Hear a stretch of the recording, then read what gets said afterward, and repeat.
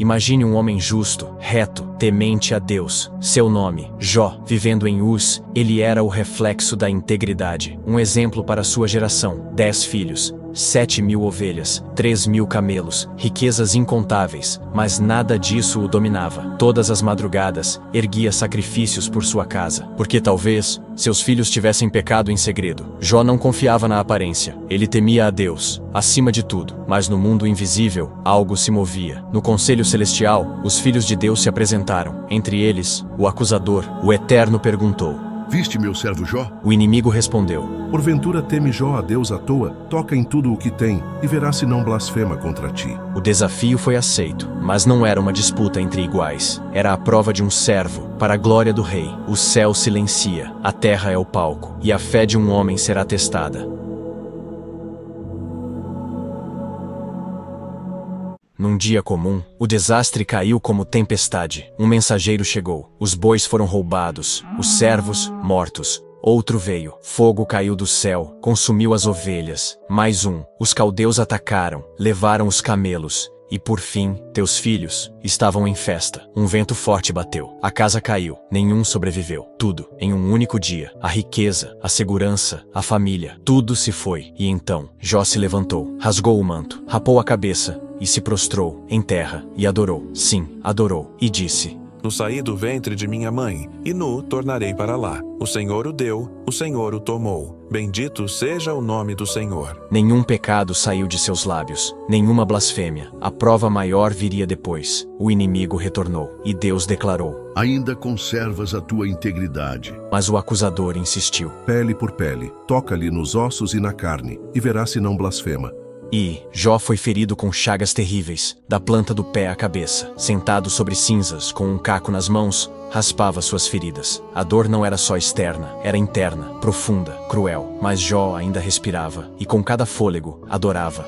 O inferno esperava sua queda, mas Jó permaneceu, mesmo em cinzas, mesmo em luto, mesmo em carne viva. Sua esposa, tomada pelo desespero, gritou: Amaldiçoa a Deus e morre. Mas Jó respondeu: Falaste como uma louca. Receberemos de Deus o bem, e não o mal. Ele não entendia, mas confiava, porque o temor do Senhor era maior que a dor. Não havia promessas de restituição, não havia voz do céu, apenas o vazio e a esperança. E Jó resistiu. Ele se tornou um testemunho vivo, para anjos e para homens. Uma fé que não depende de respostas, uma adoração que não exige recompensas. O mundo espiritual observava, e o nome de Jó era gravado no eterno, porque mesmo sem ver, ele cria, mesmo sem sentir, ele temia, e isso bastava. Os dias passaram, mas o alívio não veio. O céu continuava em silêncio, e o coração de Jó sangrava em cada batida. Ele não amaldiçoou a Deus, mas amaldiçoou o dia em que nasceu, porque quando a alma se despedaça, até a vida se torna peso. Suas feridas cobriram o corpo, da cabeça aos pés, chagas, pó e cinzas. Solitário, rejeitado, incompreendido. Nem sua esposa suportou. Ainda conservas tua integridade? Amaldiçoa a Deus e morre.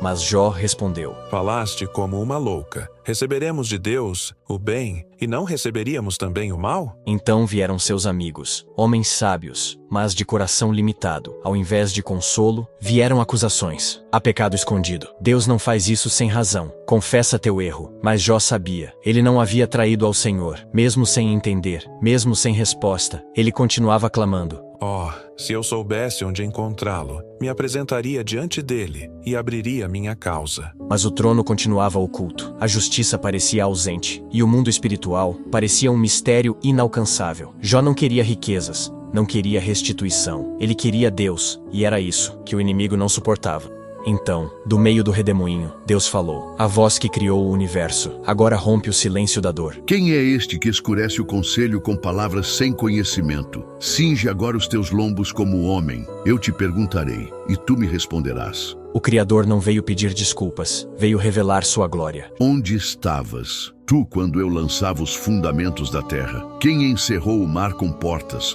quando ele rompeu do ventre? Acaso dás tu ordens amanhã, ou sabes tu os caminhos do relâmpago? Jó, cala. Toda queixa some, toda acusação morre. Diante da revelação, Jó percebe. O problema nunca foi a dor, foi não enxergar Deus nela. E então ele diz: Com os ouvidos eu te conhecia, mas agora os meus olhos te veem. Por isso me abomino, e me arrependo no pó e na cinza.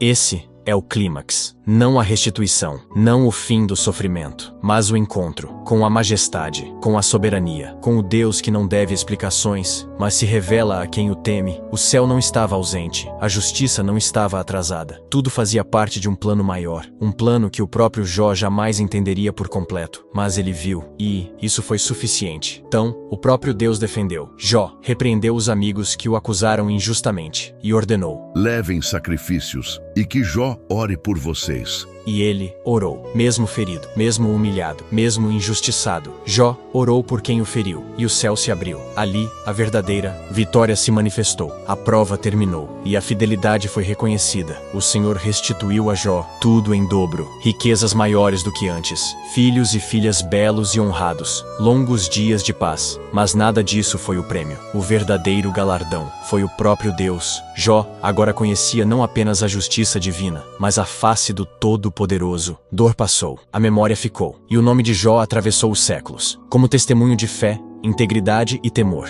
A história de Jó não é sobre perdas, é sobre permanência. Não é sobre o que se tem, mas sobre quem se é quando tudo se perde. Hoje, muitos querem promessas, mas não querem o Deus que as faz. Querem bênçãos, mas rejeitam o quebrantamento. Jó foi provado até o limite, e ali, onde o mundo esperava sua queda, ele permaneceu, porque sua fé não dependia do que via, mas do que cria. E essa é a fé que salva. Essa é a fé que o Messias buscará quando voltar. Você que ouve este relato, examine o seu coração. Você adoraria mesmo se Deus tirasse tudo de você? Você continuaria fiel se o céu permanecesse em silêncio? Não basta dizer Senhor, Senhor. É preciso suportar como Jó. É preciso temer como Jó. A fé verdadeira não busca recompensas. Ela busca a face de Deus. E se o fogo da prova vier, se o vento soprar e a casa cair, permaneça. Porque aquele que perseverar até o fim, esse será salvo. A dor que te aperta hoje não se compara à glória que será revelada. Jó viu a Deus. E esse é o maior de todos os prêmios. Que tua vida também seja um altar. Que tuas dores sejam sementes de eternidade. Que tua fé resista até que o Rei apareça. Porque ainda que tudo se vá, se Deus permanecer, tudo será restaurado. E a eternidade será teu galardão. Quando Jó perdeu tudo, parecia o fim, mas foi apenas o começo de uma fé imortal. O nome de Jó foi escrito na eternidade, não por causa de sua riqueza, mas por causa da sua reverência. E hoje, você também está sendo observado. Há um mundo espiritual que vê cada lágrima que cai, cada dor que você suporta em silêncio. Mas há um Deus que escreve tua história com propósito. E se você permanecer fiel, verá a glória do Senhor. Não desista, não blasfeme, não recue, porque a verdadeira vitória não está na restituição, está na salvação. E o nome acima de todo nome, o Messias, ainda reina. Ele é o nosso Jó maior, que sofreu sem culpa, morreu sem pecado e venceu a morte para sempre. Que você permaneça nele e que tua história também glorifique ao Pai. Mesmo que tudo se vá, se Deus permanecer, você venceu. Amém.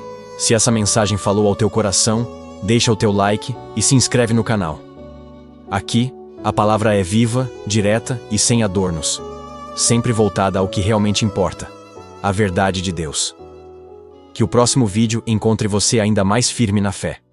Shalom.